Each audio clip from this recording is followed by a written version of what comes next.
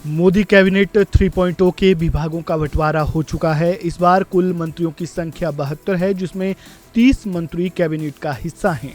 इनके अलावा 5 मंत्रियों को स्वतंत्र प्रभार दिया गया है। वहीं 36 सांसदों को राज्य मंत्री का पद दिया गया है।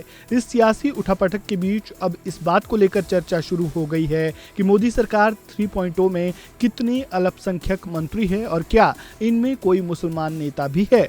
तो इसका जवाब है नहीं। मोदी कैबिनेट में एक भी मुस्लिम चेहरा नहीं है। अब इसे लेकर पूर्व कांग्रेस नेता और राज्यसभा सांसद कपिल सिब्बल ने सवाल उठाए हैं। सिब्बल ने मोदी मंत्रिमंडल पर सवाल उठाते हुए पूछा कि क्या इस देश का मुसलमान काबिल नहीं है, और क्या कुछ कहा, सुनिए।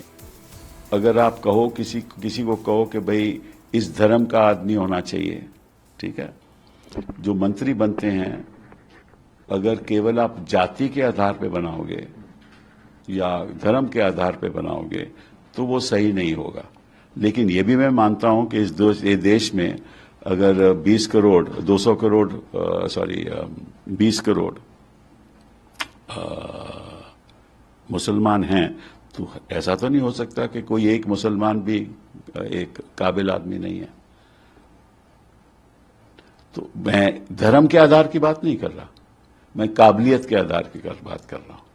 तो काबिलियत के आधार पे सभी लोगों को मंत्रालय में शामिल करना चाहिए।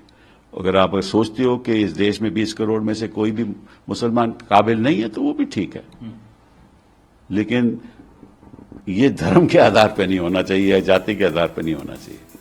वही बात अगर मोदी मंत्रिमंडल में शामिल अल्पसंख्यक समुदाय से आने वाले नेताओं की करें तो इस बार 5 अल्पसंख्यक नेताओं को इस नई कैबिनेट का हिस्सा बनाया गया है, जिसमें हरदीप सिंह पुरी और रवनीत सिंह बिट्टू शामिल है। लेकिन इस सरकार में किसी भी मुस्लिम नेता को जगह नहीं मिली है। अगर आप कहो किसी को कहो कि भाई इस धर्म का आदमी होना चाहिए, ठीक है, जो मंत्री बनते हैं अगर केवल आप जाति के आधार पे बनाओगे या धर्म के आधार पे बनाओगे तो वो सही नहीं होगा। लेकिन ये भी मैं मानता हूं कि इस देश में अगर 20 करोड़ मुसलमान हैं तो ऐसा तो नहीं हो सकता कि कोई एक मुसलमान भी एक काबिल आदमी नहीं है। तो मैं धर्म के आधार की बात नहीं कर रहा, मैं काबिलियत के आधार की बात कर रहा हूं।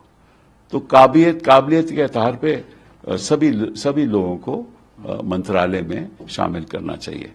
अगर आप सोचते हो कि इस देश में 20 करोड़ में से कोई भी मुसलमान काबिल नहीं है तो वो भी ठीक है, लेकिन ये धर्म के आधार पे नहीं होना चाहिए या जाति के आधार पे नहीं होना चाहिए। इस खबर में फिलहाल इतना ही। खबरों से जुड़े ताज़ा अपडेट के लिए बने रहें वन इंडिया हिंदी के साथ। धन्यवाद।